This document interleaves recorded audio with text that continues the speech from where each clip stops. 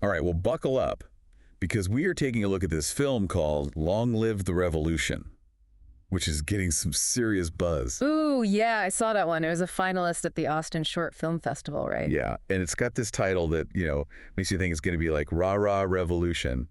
But then you read the director's statement and they're like, hold up, every revolutionary just ends up being a tyrant anyway. Oh, wow. So like a total flip of the script. Right.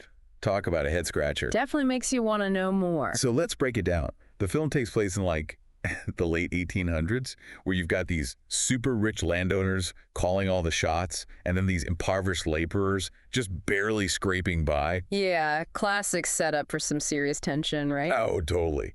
And you can't help but think about all the times this has played out in history, right? I mean, talk about a tale as old as time. Yeah, I mean, you see it everywhere, right? Ancient Rome, the French Revolution, even today. It seems like there's always this struggle between those who have power and those who don't. It's like this constant push and pull throughout history. Exactly. And what's interesting here is how this film ties into all of that. It's like the director is saying, even after all this time, we are still dealing with these same issues. Like, have we really learned anything? Such a good point.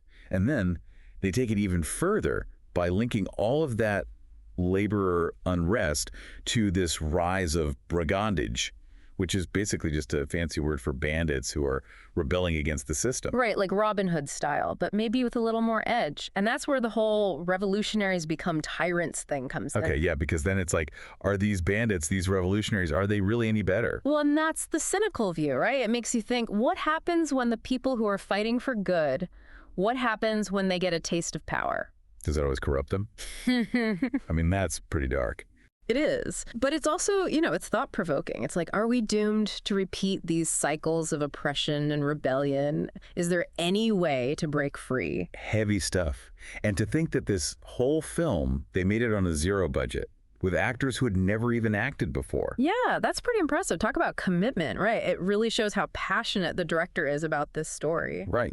Like they had something to say and they found a way to say it no matter what. Yeah, and sometimes those limitations can actually lead to some really creative solutions, right? It forces you to think outside the box. Oh, absolutely. Now, there was this one thing in the review that kind of stuck with me. They said the farm scene was especially well done. What do you think made it stand out?